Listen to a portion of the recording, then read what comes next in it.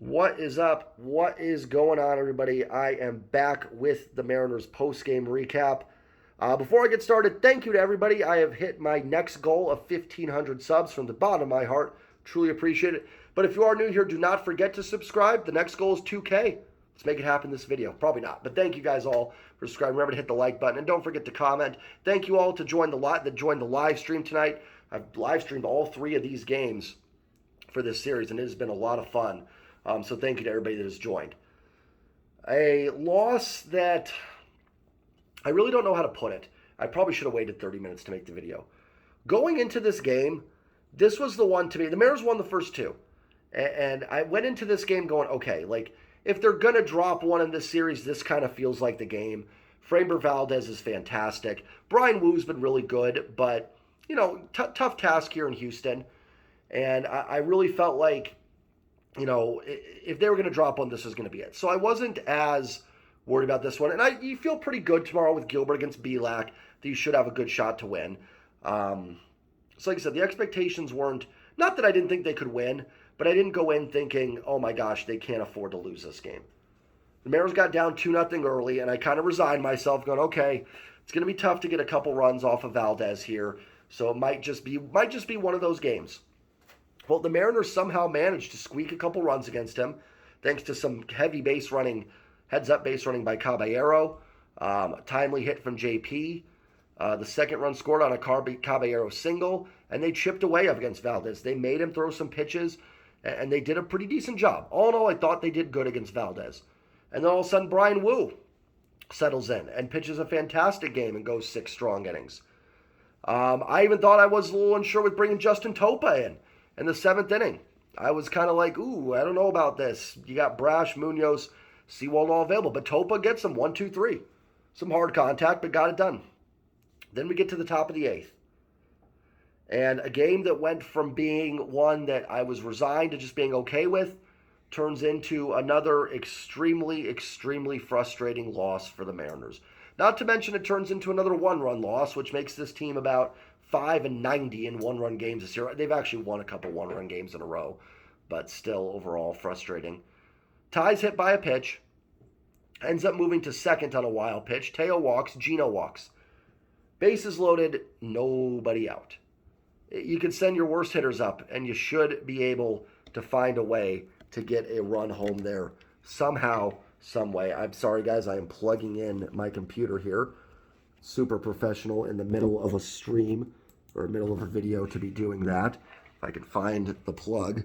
Apparently, I don't know where my charger goes. Whatever, I don't have time for that. Bases loaded, nobody out.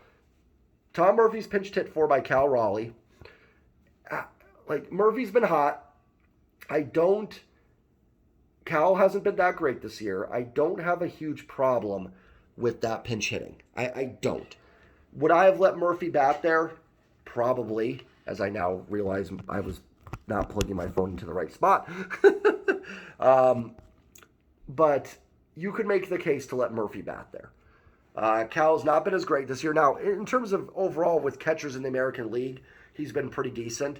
Murphy's been swinging a hot bat. Murphy had some good at-bats today, hit the ball hard, had a single. Now, this against a lefty, and Hector Neris is a righty. And they pinch hit Cal, which, again, I think in my stream, Wild Boars in the stream, he made a good point. Analytically, it's the right thing to do, to go to Cal Raleigh there. But I think you could make a case for letting Tom Murphy bat there. But either way, Cal pinch hit, strikes out. Mike Ford pinch hits for Polk, the right move, and Ford pops out. Caballero ends up staring at strike 3 right down the middle, and the Mariners do not score with the bases loaded and nobody out. This team's actually been pretty good with the bases loaded if you look at the numbers. They've actually been pretty solid. But it just, in these situations, they just cannot seem to get it done. And it is so, so frustrating. And regardless of what you think, if Murphy should have batted or Cal should have pinched hit, you need to do something. Like, Cal still needs to come through there. This team has been so bad in those situations that I'm literally sitting there going, just get me one run. We should be hoping for 2 or 3 runs there. The Mariners had a chance to open that game up and get a 4-2, 5-2 lead.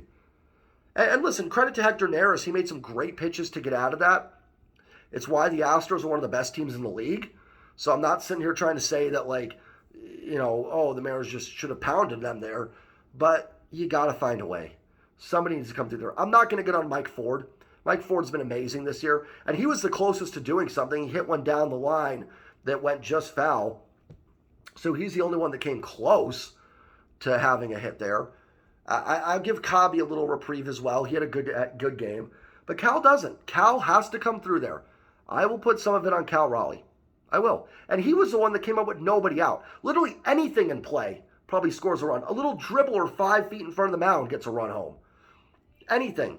Couldn't do it. Ford's in a tougher spot. He's got one out. He's got to stay out of a double play. And Cobby had to get a hit. That's on Cal. Cal had a terrible at-bat. And listen, yeah, maybe Murphy should have hit whatever. Cal should still be better than that. And then we go to the bottom of the 8th. And I was okay. I'm like, okay, Andres Munoz is coming in. Should get this team to the 9th. Gets a quick first out. And then 515 OPS Martin Maldonado hits a solo home run. Of all the players to give a home run to, and I swear, of the home runs Maldonado's hit as an Astro, 95% of them are against the Mariners. I swear it is. And listen, Maldonado did what he was supposed to do. He got a hanging slider and put it out. Like, I tip my cap. Like, that's fine. You know what I mean? But it's just that whole sequence in that 8th inning. I mean, Mariners fans, tell me if I'm wrong. That 8th inning might have been the most frustrating all year. To have the bases loaded, nobody out, not score, and then give up a home run. Listen, if Yordan Alvarez puts one out, I know he's not playing.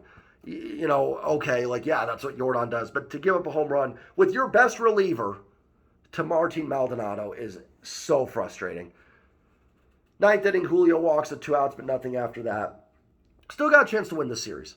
Still have a chance to go out and win the series tomorrow. Still in good shape. It's still been a good series for the Mariners. Still been a really good road trip. They're 4-2. And here's another thing I'll say.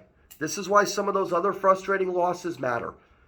This is why leaving the bases loaded, nobody out against the Nationals is so frustrating. Houston's a good team. I know they're without Altuve, Garcia, Brantley, others, Yordan.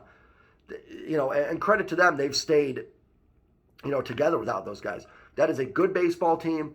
You got a good manager in Dusty Baker. They know how to win games. They're the defending champs. You're not going to beat them all the time. You're not going to get every game against them. But you have to beat the Nationals. You can't drop that series. You can't lose that game with the bases loaded and nobody out because you're going to run into games like this against good teams like Houston. You can't have that happen in certain, you know what I mean? It's like, it's that compound of everything that makes it so frustrating. And it's compounded further. Another frustrating one-run loss for this team. Oh my gosh, my camera's going everywhere here.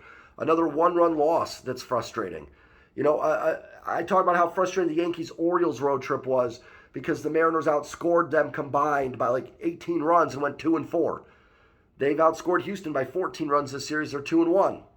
Like, it's just frustrating. A couple blowouts, then it gets to a close game, they can't do it. And it was lined up well for you. You did a good job against Framber Valdez. You did. You got him out after 6. You kept it close. You came back. Brian Wu did his job. Justin Topa did his job. And then to leave him low with nobody out and then have your best reliever give up a home run to a hitter that's not a very good hitter, it just makes it so frustrating. And again, it makes other things frustrating, like I said, because the Astros are a good baseball team. Like, you are not going to go in and sweep them. You're not going to do it. It's hard. But it was a game that was right there. It was right there for the taking. And they couldn't get it. It's been the story of the year. Another game that we've talked about it. Last year, they win that game. They 100% win that game last year. And they just can't seem to get it this year. Now, big picture, got a chance to win a series tomorrow going to the All-Star break. Got a chance to go in the All-Star break now over 500 if you can win tomorrow and win 3 out of 4 and be in pretty good shape here going to All-Star break. You have to feel pretty good with Logan Gilbert on the mound tomorrow. So hopefully the Mariners can bounce back and get the series win tomorrow. It's still been a successful series. They've won 2 out of 3. Chance to win the series tomorrow. They're going tomorrow with a chance to win the series, and that's what we asked for before it. So in terms of grand scheme of things for this series, still in good shape. Just a frustrating game. Again, hit that like button, hit the comment button, comment, and don't forget to subscribe. Kind of an all-over-the-place rant. Didn't really want to go into too much. I did the whole live stream. I'm exhausted. I've live streamed the last 3 games. So if you're new to the channel, go check those out and check out my other post-game videos. I do videos every single day. So have a great rest of your Saturday night, everybody. And as always, go Mariners. Peace.